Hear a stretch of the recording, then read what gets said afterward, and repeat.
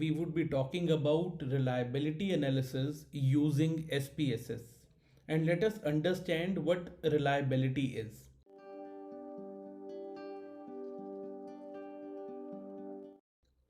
For scale evaluation, three criteria are generally used: validity, reliability, and sensitivity. So, today we would be talking about reliability and how it is analyzed. Reliability is the tendency of a respondent to respond in the same or in a similar manner to an identical question. A measure is said to be reliable when it elicits the same response from the same person when the measuring instrument is administered to that person successively in almost similar circumstances. An unreliable measuring instrument is extremely bad for a business researcher, as it would generate different responses from the respondents, maybe who feel the same way about the phenomena under study. There are three ways to check reliability. The first one is test retest reliability. To execute test retest reliability, the same questionnaire or research instrument is administered to the same set of respondents to elicit responses in two varying or different time slots. To assess the degree of similarity between the two sets of responses, correlation coefficient is computed.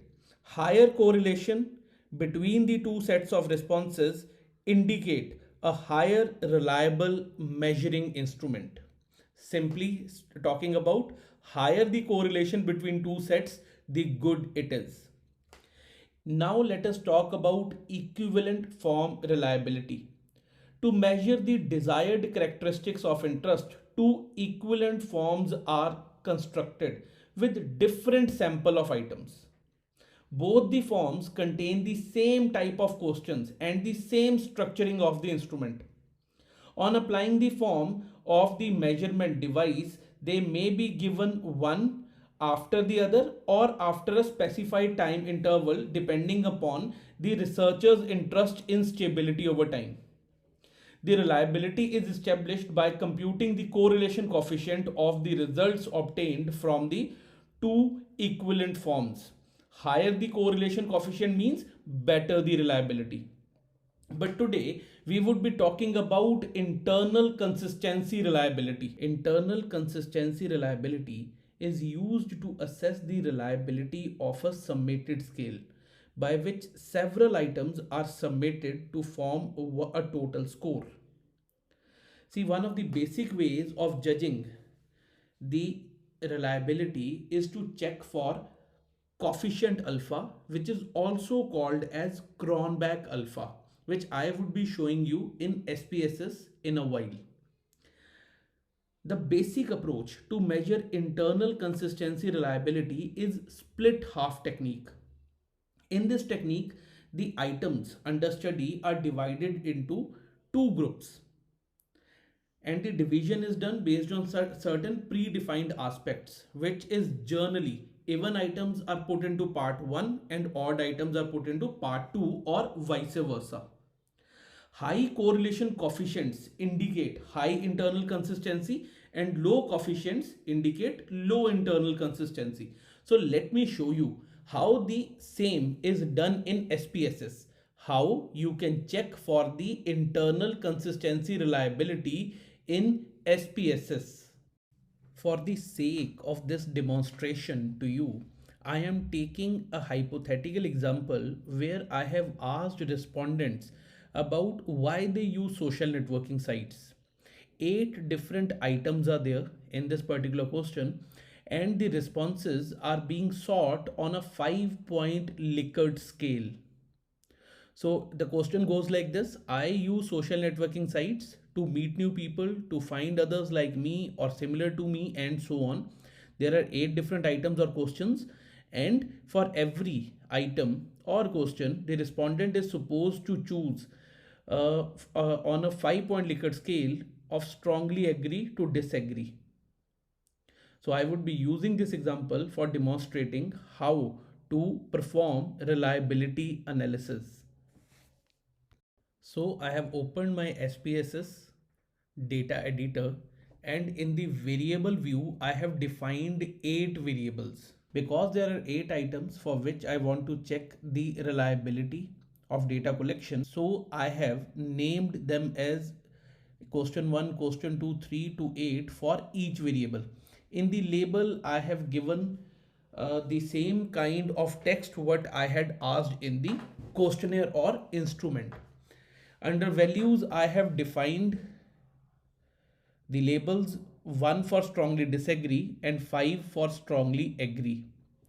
Because I am collecting data on Likert scale, which is interval scale, so under measure I have chosen scale.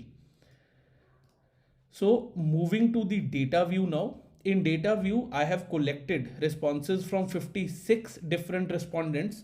So I have punched all the responses over here. So once you have done all the coding and you have punched all the responses in your SPSS data editor, simply go to analyze. Under analyze, go to scale, and within scale, go to reliability analysis. Once you would be clicking on reliability analysis, depending upon your SPSS version, maybe you would be getting this window of ratings or not. So if you are not able to find this particular option in your reliability analysis or this window of ratings in your reliability analysis, please don't worry. We only need this particular option of items. So these are the 8 items for which I want to check for reliability. So select all by clicking Ctrl A and press this arrow button. All these 8 items would move towards the right side under the items window.